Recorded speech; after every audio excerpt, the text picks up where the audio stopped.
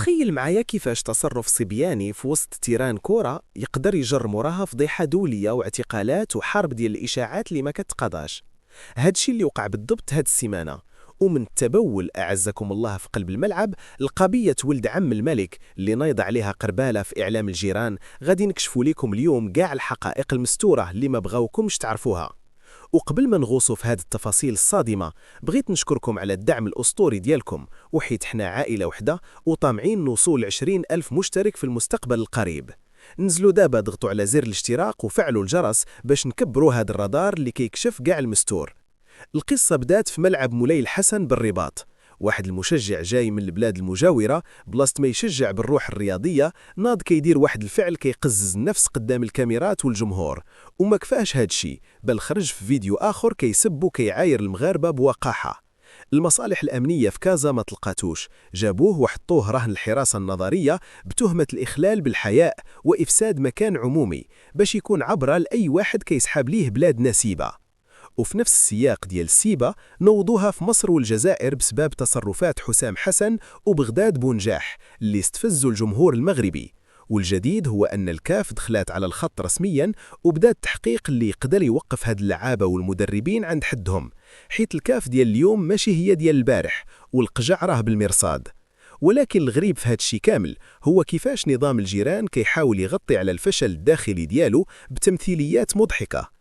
تخيلوا معايا خارجين كيقولوا باللي شدوا ولد عم الملك محمد السادس وهو كيسوق كاميون وكيدعي الناس للإضراب في مدينة تيارت. هاد الكذبة اللي ما يصدقهاش حتى الدري الصغير جات بسبب الإضراب الشامل اللي دايرينه أصحاب الكواميو والتجار تما بسبب الغلاء وانسداد الأفق. عود ما يحلوا مشاكلهم لصقوها في المخزن وفي مؤامرة وهمية، ووصل بهم الهبال لدرجة اختراع شخصيات ملكية كتقود كاميونات في بلادهم. وفي الوقت اللي هما غارقين في إشاعاتهم المغرب خدام في الصحراء ديالو بهدوء، والتقارير الدولية كتقول باللي أمريكا غادة في اتجاه إنهاء مهمة المينورسو بصفة نهائية، حيث الملف تحسم والسيادة المغربية ولات واقع كيعترف به العالم. والولايات المتحدة ولات كتشوف في المغرب الركيزة الوحيدة ديال الاستقرار في هذه المنطقة اللي كتغلي. هاد التخبط ديال النظام الجار ما جاش من فراغ، بل حيث الحلفاء ديالهم بحال إيران غارقين في الفوضى والاحتجاجات، وأمريكا عطات الضوء الأخضر لإنهاء هاد الأنظمة اللي كتفتن الشعوب. وحنا هنا في رادار غادي نبقاو متبعين هاد التطورات لحظة بلحظة باش نحطوكم في صورة الحقيقة. شكرا لكم على المتابعة وتهلاو في راسكم. ودابا ما تفوتوش فرصة مشاهدة واحد من هاد الفيديوهات اللي غادين يظهروا لكم دابا على الشاشة باش تزيدوا تفهموا شنو واقع في الكواليس. موعدنا في الفيديو الجاي.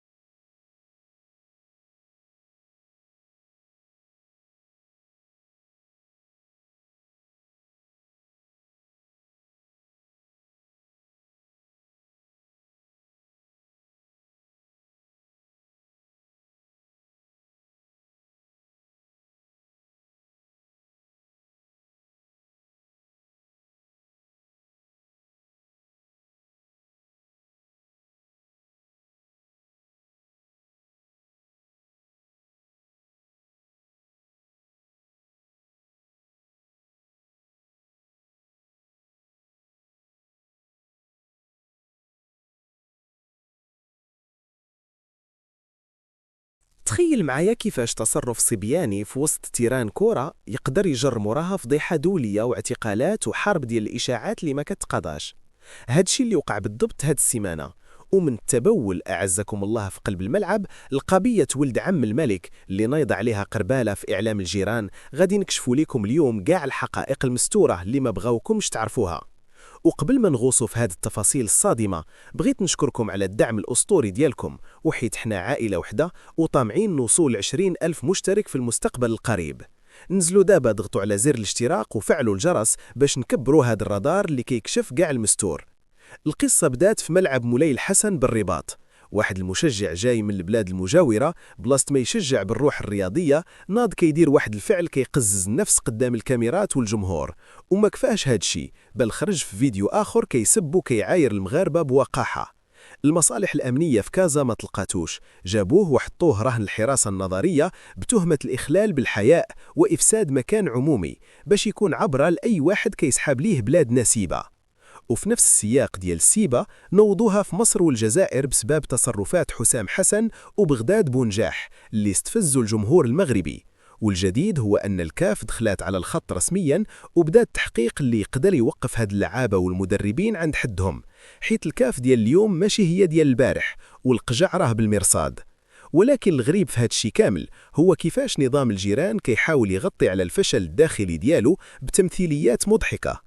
تخيلوا معايا، خارجين كيقولوا باللي شدوا ولد عم الملك محمد السادس وهو كيسوق كاميون وكيدعي الناس للإضراب في مدينة تيارت. هاد الكذبة اللي ما يصدقهاش حتى الدري الصغير جات بسبب الإضراب الشامل اللي دايرينه أصحاب الكواميو والتجار تما بسبب الغلاء وانسداد الأفق. عود ما يحلوا مشاكلهم لصقوها في المخزن وفي مؤامرة وهمية، ووصل بهم الهبال لدرجة اختراع شخصيات ملكية كتقود كاميونات في بلادهم. وفي الوقت اللي هما غارقين في إشاعاتهم، المغرب خدام في الصحراء ديالو بهدوء، والتقارير الدولية كتقول باللي أمريكا غادة في اتجاه إنهاء مهمة المينورسو بصفة نهائية، حيث الملف تحسم والسيادة المغربية ولات واقع كيعترف به العالم، والولايات المتحدة ولات كتشوف في المغرب الركيزة الوحيدة ديال الاستقرار في هذه المنطقة اللي كتغلي. هاد التخبط ديال النظام الجار ما جاش من فراغ، بل حيث الحلفاء ديالهم بحال إيران غارقين في الفوضى والاحتجاجات، وأمريكا عطات الضوء الأخضر لإنهاء هاد الأنظمة اللي كتفتن الشعوب. وحنا هنا في رادار غادي نبقاو متبعين هاد التطورات لحظة بلحظة باش نحطوكم في صورة الحقيقة. شكرا لكم على المتابعة وتهلاو في راسكم. ودابا ما تفوتوش فرصة مشاهدة واحد من هاد الفيديوهات اللي غادين يظهروا لكم دابا على الشاشة باش تزيدوا تفهموا شنو واقع في الكواليس. موعدنا في الفيديو الجاي.